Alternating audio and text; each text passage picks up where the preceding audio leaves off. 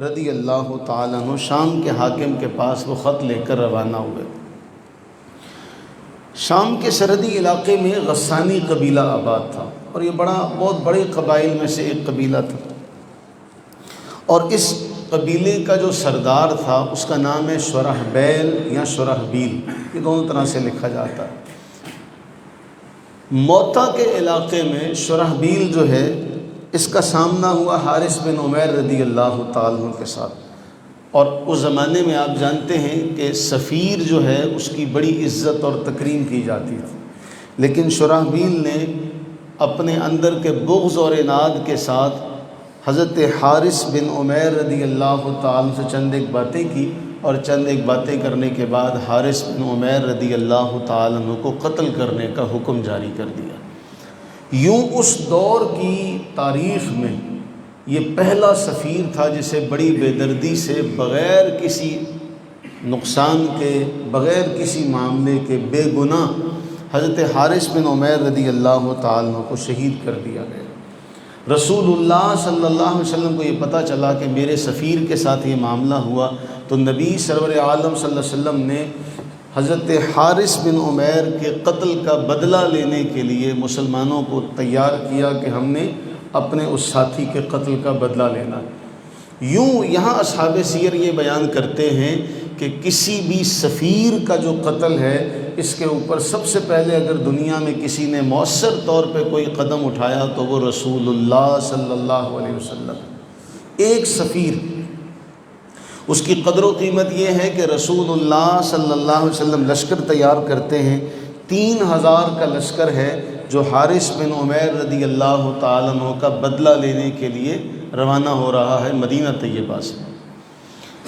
اس لشکر کی آپ جلالت کا اندازہ، خوش قسمتی کا اندازہ اس بات سے لگائیں کہ رسول اللہ صلی اللہ علیہ وسلم اس لشکر کے ہمراہ مدینہ طیبہ کے باہر تک آئے، اس لشکر کو رخصت کرنے کے لیے۔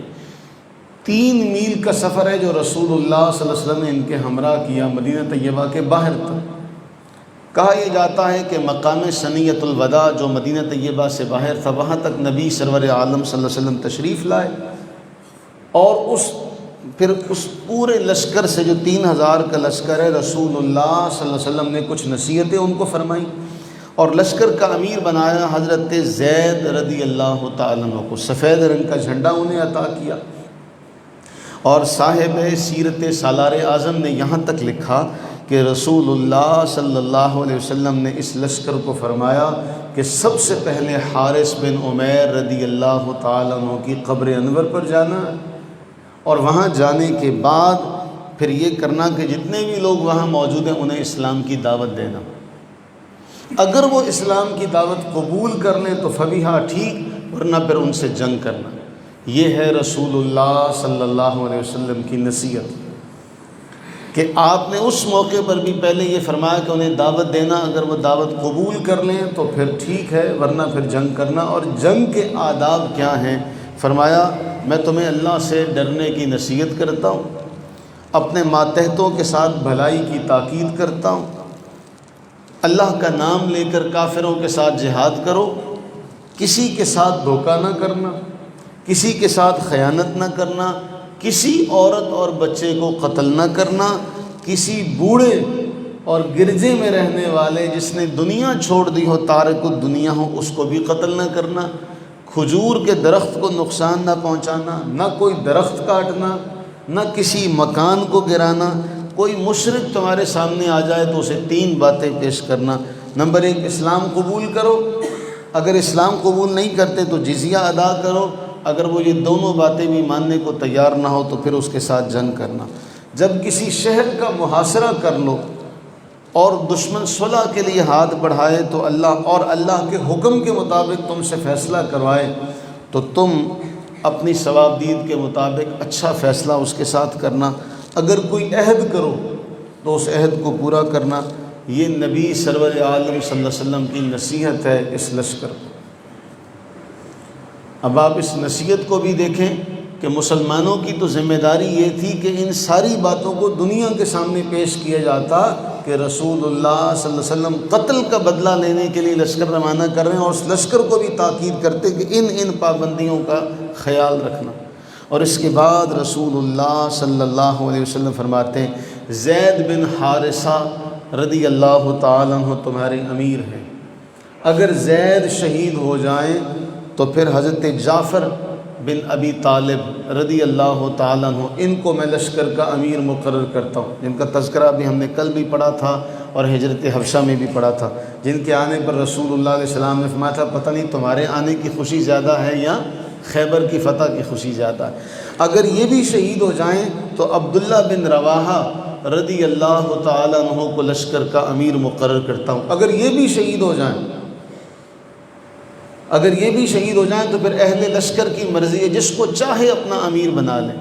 اللہ کے نبی علیہ السلام نے 3 نام دیے، زید بن حارثہ، جعفر بن ابی طالب، عبداللہ بن رواحہ۔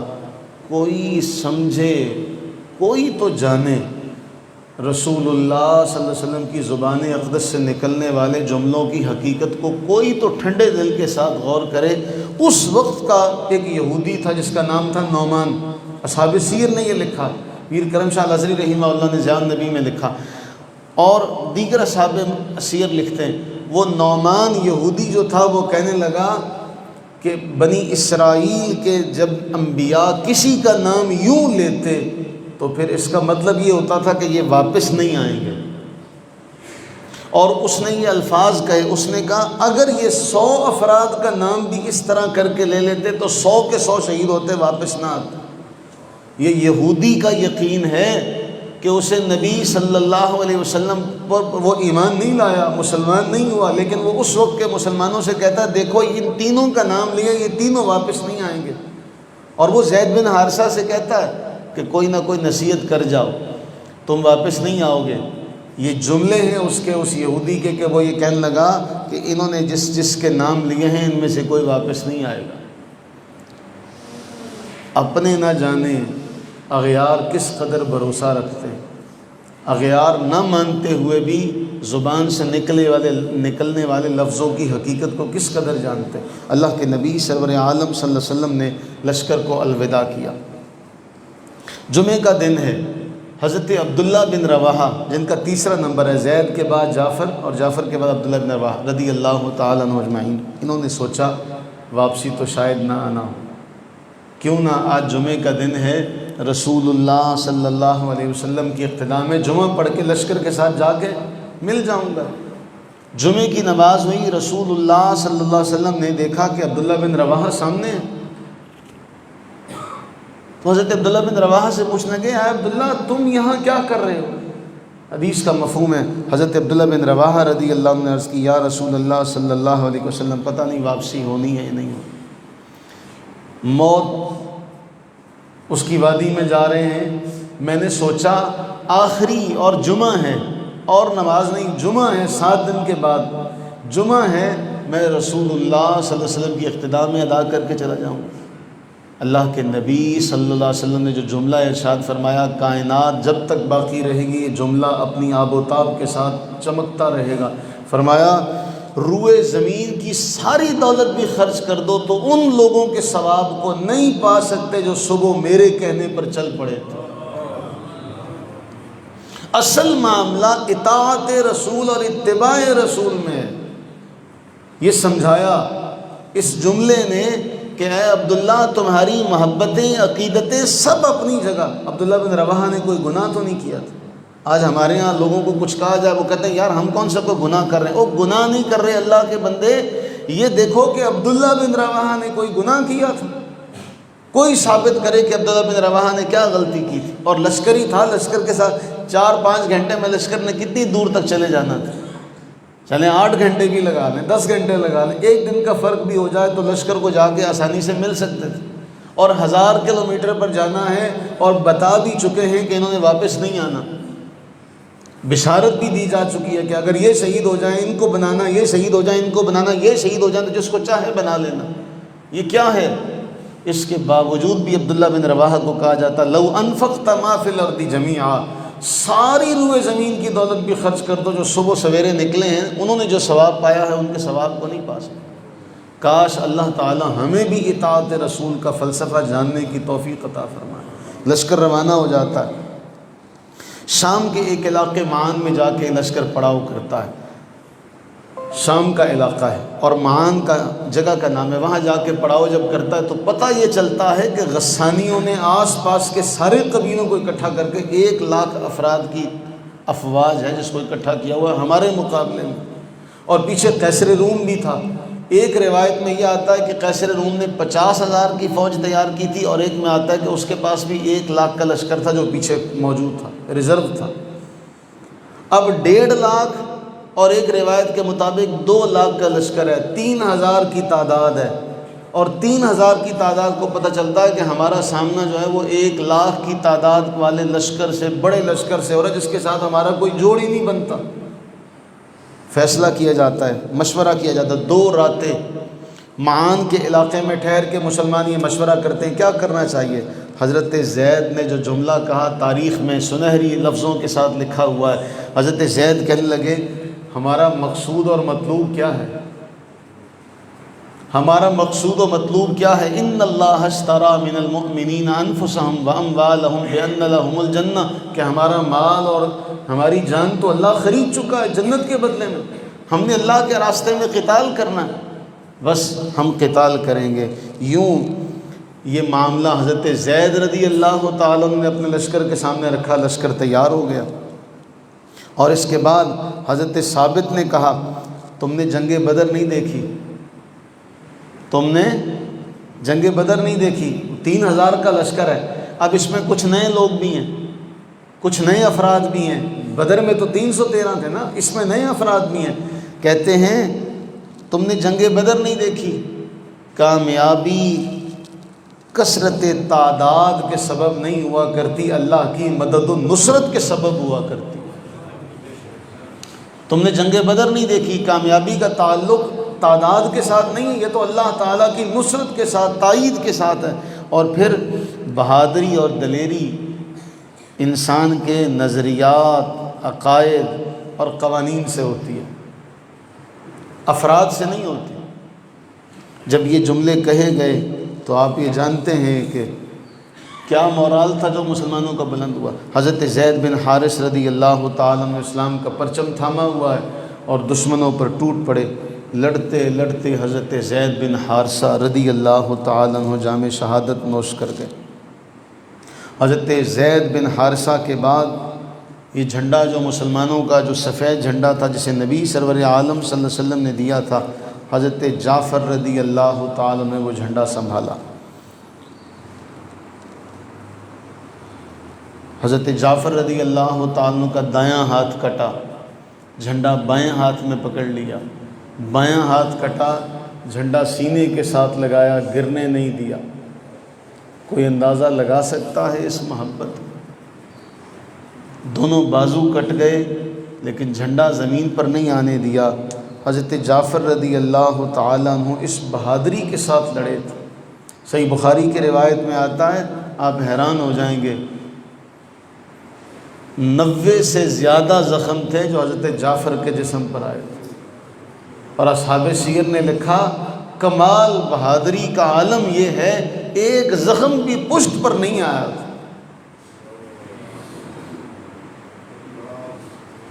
وہ 90 کے 90 سامنے کھائے تھے اور 50 سے زیادہ زخم اوپر کے حصے پر تھے۔ کتنا سا انسان کا جسم، لیکن پشت پر ایک بھی زخم نہیں تھا، دونوں بازو بھی کٹے ہوئے، اتنے زخمی، لیکن اسلام کو، اسلام کے پرچم کو نبی صلی اللہ علیہ وسلم کے حکم پر آنچ نہیں آنے دی۔ حضرت جعفر رضی اللہ تعالیٰ عنہ بھی شہید ہو جاتے ہیں۔ حضرت عبداللہ بن رواحہ رضی اللہ تعالیٰ عنہ لشکر کی قیادت کرتے، اور ایسے ایسے اشعار عبداللہ بن رواحہ نے پڑھے تھے کہ ان اشعار کو اگر کوئی عربی جان لے، خدا کی قسم ہے کہ اس کی آنکھیں بھر آئیں گی، اور اس کا جو جذبہ جہاد ہے وہ اتنا بلند و بالا ہو جائے گا کہ کوئی اس کو پہنچ نہیں سکے گا۔ کبھی آپ نے چیزوں کی حقیقت کو جانا؟ ہم لوگ تو بڑے چھوٹے دل والے، ہمیں تو چند ایک نغمے، ملی نغمے، میں اس نہیں جاتا گہرائی میں، آپ سارے جانتے، وہ چند ایک ملی نغمے بیٹھ کے تنہائی میں سن لیں تو ہماری آنکھوں سے آنسو جاری ہو جاتے، ایک ہمارے رونگٹے کھڑے ہو جاتے۔ عبداللہ بن رواحہ رضی اللہ تعالیٰ عنہ کے اشعار بھی ایسے ہی تھے، ایسے ایسے اشعار. اور عبداللہ بن رواحہ وہاں سے چلے تو اشعار کہتے ہوئے آ رہے تھے. عبداللہ بن رواحہ کے پیچھے ان کے گھر میں پرورش پانے والے حضرت زید بن ارقم سوار تھے. عبداللہ بن رواحہ نے جب اپنی شہادت کے لیے اشعار پڑھنا شروع کیے تو زید بن ارقم رونے لگ پڑے. تو حضرت زید سے عبداللہ بن رواحہ کہتے وہ اللہ کے بندے، میں شہید ہو جاؤں گا، تیرا کیا جائے گا؟ تو پالان پر بیٹھ کے گھر پہنچ ہی جائے گا، میں شہید ہو جاؤں گا، تیرا کیا جائے گا؟ اور پھر عبداللہ بن رواحہ جب لشکر کی قیادت سنبھالتے ہیں تو عبداللہ بن رواحہ کے ایک کزن ہیں، وہ ایک ہڈی جس کے اوپر تھوڑا سا گوشت ہے وہ لے کر آ کے کہتے ہیں عبداللہ کئی دنوں سے روزے سے ہو، کئی دنوں سے کچھ نہیں کھایا، میدان جنگ میں جہاد پر جا رہے ہو، لشکر کی امارت سنبھال چکے ہو، یہ کھا لو. حضرت عبداللہ بن رواحہ نے وہ گوشت والی ہڈی جو تھی وہ ابھی منہ میں ڈالی ہی تھی کہ آواز آئی کہ جنگ کا میدان بہت گرم ہو چکا ہے. وہ پھینکتے ہوئے کہنے لگے تو ابھی تک دنیا میں ہے؟ اے عبداللہ تو ابھی تک دنیا میں الجھا ہوا ہے.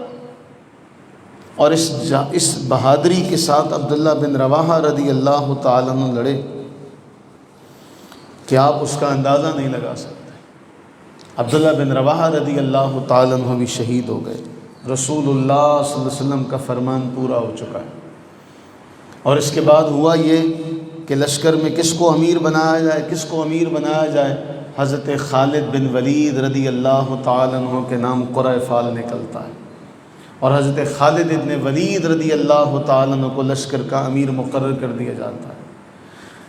اب اسی لیے میں نے پہلے ذکر کیا تھا کہ حضرت خالد بن ولید کے اسلام قبول کرنا، اس کو جاننا بڑا ضروری ہے. حضرت خالد بن ولید رضی اللہ تعالیٰ کے ہاتھوں سے 9 تلواریں اس دن ٹوٹتی ہیں. 9 تلواریں. کس بہادری کے ساتھ وہ لڑتے ہوں گے کہ تلوار ٹوٹ جاتی ہے. کس قدر انہوں نے بہادری کے ساتھ لڑا ہوگا. اور خالد بن ولید رضی اللہ عنہ کا جنگی نقطہ نظر بڑا کمال کا ہے. کوئی بھی جب قافلہ جنگی لشکر جب طے کیا جاتا ہے تو ایک اس کا اگلا حصہ ہوتا ہے، ایک اس کا قلب ہوتا ہے، ایک اس کا ساقہ ہوتا ہے. 3 حصے یہ ہو گئے. ایک اس کا میمنہ اور میسرہ، دایاں اور بایاں. یوں 5 اس کو کہتے ہیں خمیس یا خمیس، کہ 5 حصے ہوتے ہیں کسی بھی لشکر کے. حضرت خالد بن ولید رضی اللہ عنہ نے کیا کیا کہ لشکروں کی جو جماعتیں تھیں نا ان کی جگہوں کو تبدیل کر دیا، کہ جو میمنہ پر تھا اسے میسرہ پر بلایا، جو میسرہ پر تھا اسے میمنہ پر بلایا، جو آگے تھا اسے پیچھے کر دیا، پیچھے والوں کو آگے کر دیا. جو کافر تھے نا سامنے کھڑے، غسانی شامی، وہ سمجھے پتہ نہیں مسلمانوں کو امداد آ گئی ہے، کیونکہ عبداللہ بن رواحہ رضی اللہ عنہ جب شہید ہوئے تو شام ہو چکی تھی. اگلا دن جب جنگ ہوئی تو حضرت خالد بن ولید رضی اللہ عنہ نے لشکر کی ترتیب اس طرح سے دی کہ لشکر کو آگے پیچھے کر دیا. تو شامی فوج کے بارے میں دیکھنے لگے کہ وہ گھبرا سے گئے کہ ان کو پتہ نہیں پیچھے سے امداد آ گئی ہے، کوئی ان کو پیچھے سے مزید کمک جو ہے وہ مل چکی ہے. حضرت خالد بن ولید رضی اللہ تعالیٰ نے حکم دیا کہ اس لشکر پر ٹوٹ پڑو. اور حضرت خالد بن ولید رضی اللہ تعالیٰ عنہ کی رہنمائی میں پھر اس قدر حسین انداز سے لڑے. اب میں آپ کو پیچھے لے کر چلتا ہوں. یہاں سے مدینہ طیبہ میں بیٹھے ہیں، صحابہ سوچ رہے ہیں کیا ہو رہا ہے، کیا ہو رہا ہے. وہاں پہ صحیح بخاری کے اندر آتا ہے، نبی سرور عالم صلی اللہ علیہ وسلم کی طرف سے اعلان کیا جاتا ہے الصلاۃ جامعہ، الصلاۃ جامعہ. سب صحابہ مسجد نبی میں جمع ہو جاتے ہیں. رسول اللہ صلی اللہ علیہ وسلم ممبر پر جلوہ افروز ہو کے فرماتے ہیں میدان جنگ سجا ہوا ہے. مفہوم روایت کر رہا ہوں، میدان جنگ سجا ہوا ہے.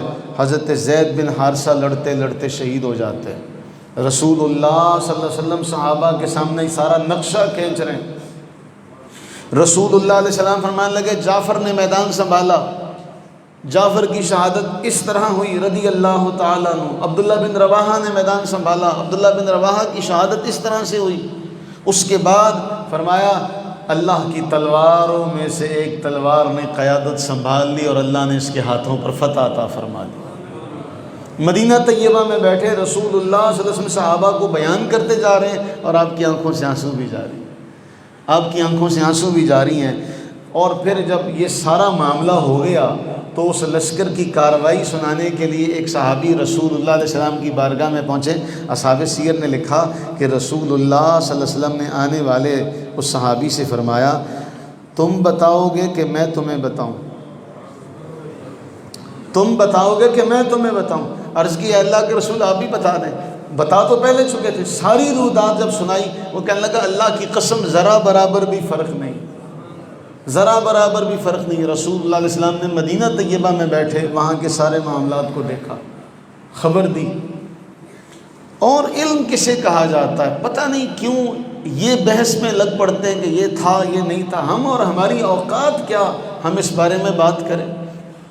اگر کوئی آپ سے اس حوالے میں بات کرے اسے کہیں بھائی تو کر سکتا ہے میں نہیں کر سکتا، تو کر سکتا ہے میری ہمت نہیں ہے، میری اوقات نہیں ہے۔ کہاں وہ آفتاب سراج منیر اور کہاں میں گندگی، میں ان کے بارے میں لب کشائی کروں؟ میری ہمت اور اوقات نہیں ہے۔ رسول اللہ صلی اللہ علیہ وسلم نے فرمایا جعفر کو اللہ نے 2 پر عطا کیے ہیں، جنت میں جہاں جی چاہتا ہے جعفر کا وہ فرشتوں کے ساتھ اڑ کے چلے جاتے ہیں۔ حضرت جعفر بن ابی طالب کی یہ شان بیان کی۔ اور عبداللہ بن عمر رضی اللہ تعالی جب بھی ملتے نا جعفر رضی اللہ عنہ کے بیٹوں سے جب بھی ملتے تو کہتے السلام علیکہ یا ابن ذی الجناحین، اے 2 پروں والے کے بیٹے تجھ پر سلام ہو، اے 2 پروں والوں کے بیٹے تجھ پر سلام ہو۔ رسول اللہ صلی اللہ علیہ وسلم کا یہ لشکر جب وہاں سے فتح یاب ہو کے لوٹا، اصحاب سیر نے یہ لکھا کہ رسول اللہ صلی اللہ علیہ وآلہ وبارک وسلم نے فرمایا انفرو، نکلو اپنے بھائیوں کا استقبال کرو، کوئی ایک بھی یہاں رہنے نہ پائے۔ سب سے کہا کہ سب نکلو، ان کا استقبال کرنے کے لیے نکلو۔ یہ اسلام کے لیے لڑنے والوں کی شان و شوکت ہے کہ رسول اللہ سارے اہل مدینہ کو لے کر ان کے استقبال کے لیے نکلتے ہیں۔ اور پتہ ہے کتنے لوگ شہید ہوں گے؟ حضرت خالد ابن ولید کی بہادری اور فہم کا عالم یہ ہے کہ ایک تو لشکر کو ان کو شکست بھی کسی طرح سے دی اور مسلمانوں کے 11 یا 12 افراد شہید ہوئے تھے۔ اس حسن تدبیر سے حضرت خالد ابن ولید رضی اللہ عنہ مسلمانوں کو وہاں سے واپس لے کر آئے تھے کہ 1,00,000 کا لشکر ہے، اس 1,00,000 کے لشکر کے سامنے 3,000 افراد میں سے صرف 12 اور 12 میں سے 3 تو کمانڈر ہیں، 9 سپاہی حضرت خالد ابن ولید رضی اللہ عنہ کے شہید ہوئے تھے۔ یہ آپ کی دنیا رہتی دنیا تک کے لیے کسی بھی جرنیل کے لیے سپہ سالار کے لیے سب سے بڑی کامیابی ہے کہ اپنے لشکر کو سنبھالنا، اپنی افواج کو سنبھالنا، اپنی سپاہ کو سنبھالنا اور فتح بھی حاصل کرنا۔ یہاں ایک اور بات بڑی اہم، رسول اللہ صلی اللہ علیہ وسلم نے حکم دیا کہ جعفر کے گھر والوں کے لیے کھانا تیار کرو۔ جعفر رضی اللہ تعالیٰ عنہ کے گھر والوں کے لیے کھانا تیار کرو، کیونکہ ان کے پاس ایک ایسی خبر آئی ہے جس نے ان کو غم میں مشغول کر دیا۔ یہ حکمت ہے کہ جس گھر میں فوتگی ہو جائے اس گھر میں کھانا نہیں بنے گا، کیونکہ وہ پریشانی میں ہوں گے، ان کو کھانا دیا جائے گا۔ لیکن آپ ذرا سا دل پہ ہاتھ رکھ کے سوچیں کہ ہمارے ہاں فوتگی ہو جائے کسی کے تو کسی غریب سے جا کے پوچھیے گا جس کے لیے 2 وقت کی روٹی کمانا مشکل ہے، وہ آپ کو بتائے گا کسی غریب سے، اور جس کے ہاں فوتگی ہوئی ہو، باقیوں کو کیا پتہ، اس سے پوچھیے گا کہ تیری رات کیسے گزری۔ وہ اس سوچ میں گزری ہوگی کہ صبح میں نے کلوں کا سامان لے کر جانا ہے، کیسے لے کر جانا ہے۔ شریعت مطہرہ نے تو کہا تھا اس کے اپنے کھانے کی بھی اس کو فکر نہیں ہونی چاہیے۔ ہم ایسے بے حس لوگ ہیں کہ ہم نے اس کو پورے اہل محلہ اور برادری کے کھانے پر بھی اس کا بوجھ بھی اس پر ڈال دی کہ صبح کلوں کا ختم ہے۔ باقی جو ماڑے نہیں ہیں، جو اچھے ہیں، تگڑے ہیں، ان کے تو کہتے ہیں چلو جی اس کا میں نے دیا تھا یہ میرا دے دے گا، یہ بھی برابری ہے۔ اسی کو تو نیوتا کہتے ہیں، بدلہ، کہ اگر کوئی اس لیے دے رہا ہے اور پھر یہ فیصلہ ہوتا ہے بھئی اس نے اس کی دی تھی تب میں دوں گا، اس نے اس کی دی تھی تب میں دوں گا، ورنہ نہیں دوں گا، وہ اکیلا دے گا۔ میں نے اسی لیے پہلے کہا کہ کوئی غریب آدمی، کوئی ماڑا آدمی، اسلام نے عبادت سب کے لیے برابر رکھی ہے، کوئی امتیاز تو نہیں رکھا کہ غریب کی نماز ایسے ہے تو امیر کی نماز ایسے۔ غریب کا حج ایسے تو امیر کا حج ایسے، اسلام نے تو یہ فرق نہیں رکھا۔ تو اس معاملے میں یہ فرق ہمارے معاشرے میں کہ اس کو یہ فکر ہوتی ہے کہ میں نے جی کلوں کا ختم دلانا ہے، کلوں کے بعد میں نے ساتے کا ختم دلانا ہے، اس کے بعد میں نے 10واں کرنا ہے، اس کے بعد میں نے 40واں کرنا ہے۔ کیا اس کو قرض لے کر یہ کرنا پڑے، کسی سے مانگ کر کرنا پڑے؟ اگر وہ نہیں کرے گا تو برادری اس کو جینے نہیں دے گی۔ کیا اس کو عبادت کہہ سکتے؟ کیا ایسی رسم پر ثواب ملے گا؟ تو کتنے علم سے دور اور بے بہرہ لوگ ہیں جو ایسی باتوں پر بھی یہ توقع کیے بیٹھے ہیں، یہ امید اور آس لگائے بیٹھے ہیں کہ ہمیں اس پر ثواب ملے گا۔ اور سب سے بڑا قصوروار یہ طبقہ ہے جو منبر کا وارث ہے، جس نے اس بات کو روکا نہیں، اس بات کی حوصلہ شکنی نہیں کی، بلکہ اس بات کو فروغ دیا، اس بات کو فروغ دیا کہ جو جتنا بڑا اہتمام کرے، اکٹھا کرے۔ حالانکہ دعوت تو خوشی کے موقع پر ہوتی ہے، ایسے موقع پر دعوت کا کیا کہنا؟ باقاعدہ سدا دیا جاتا ہے، باقاعدہ سدا دیا جاتا ہے اور اس پر کوئی دوسرا نہیں آ سکتا۔ تو یہ دعوت نہیں ہوئی تو اور کیا ہوا؟ اگر یہ ایصال ثواب ہی ہے تو پھر ہر ایک کو، ہر کہو ماہ کو آنے کی اجازت ہونی چاہیے، لیکن ایسا نہیں ہوتا۔ تو پھر ہم جس دور میں بیٹھے ہیں اس کا اندازہ کوئی اس بات سے لگائے کہ ہم اسلام کی تعلیمات سے کس قدر کوسوں دور ہیں۔ اسلام کی فلسفہ، جو تعلیمی فلسفہ، وہ کیا تھا کہ ان کو چونکہ پریشانی ہے، غم و اندو ہے، لہٰذا ان کے کھانے کا اہتمام کیا جائے، لیکن ایسا نہیں ہو سکا بدقسمتی سے۔ اور مجھے اسی مسجد میں ایک ڈاکٹر صاحب نے روتے ہوئے یہ بیان کیا تھا کہ بھائی جب میں نے پہلی بار یہ پابندی لگائی تھی کہ مسجد میں کچھ نہ لایا جائے، جب کئیوں کے پیٹوں پر لات پڑی تھی، کئیوں کے شکم پر لات پڑی تھی کہ بھئی ہماری روٹی اس نے بند کر دی، ایک ڈاکٹر صاحب نے روتے ہوئے اسی مسجد میں کہا تھا گلے لگ کے کہ بھائی میرا باپ گھر میں اس کی لاش پڑی تھی، عشاء کے بعد ہم نے دفن کرنا، اور اس کے بعد میں یہ سوچ رہا تھا کہ صبح کلوں کا ختم کیسے ہوگا، تو میں نے لوگوں کے شٹر کھلوا کر میں نے انتظام کیا تھا کلوں کا۔ یہ آپ نے بڑا اچھا کام کیا۔ کسی غریب سے پوچھو تو وہ آپ کو بتائے گا کہ حقیقت کیا ہے۔ امیروں کی کیا بات ہے، وہ تو کھانا کھائیں تو بیچ میں چھوڑ دیتے، اور اس کو چھوڑنا وہ اپنی عزت سمجھتے ہیں کہ بھی لوگوں کو پتہ چلے ہم رجے ہوئے لوگ ہیں، ہم سیر ہوئے لوگ ہیں، اس لیے ہم بیچ میں کھانا بھی چھوڑ دیتے ہیں، چائے بھی چھوڑ دیتے ہیں، بوتل بھی چھوڑ دیتے ہیں۔ لیکن غریب آدمی سے پوچھئے، وہ آپ کو بتائے گا کہ کیا معاملہ ہے۔ اور رسول اللہ صلی اللہ علیہ وسلم کا وہ حکم کہ تمہیں نہیں پتہ کہ کھانے کے کون سے حصے میں برکت ہے، اگر یہ پتہ چل جائے تو وہ کھانا ہم چھوڑیں نا۔ لیکن ہم لوگوں کا حال یہ ہے کہ ہم دعوت کے موقع پر جب کہیں چلے جائیں نا، بارات یا ولیمے پر، تو جو ہم کھانے کا حال کرتے ہیں وہ کھانا ہمارے لیے دعا نہیں کرتا ہوگا۔ اللہ تعالیٰ سے دعا فرمائیں کہ اللہ تعالیٰ ہم سب پر اپنی رحمتیں برکتیں نازل فرمائے، اور اللہ تعالیٰ اس خیر والے وقت کا صدقہ ہم سب کی عزت، مال، جان، آبرو، وقار کی حفاظت فرمائے، ہمیں حاسدین کے حسد اور شریروں کے شر اور منافقوں کی منافقت سے محفوظ و مامون فرمائے۔ آمین ثم آمین۔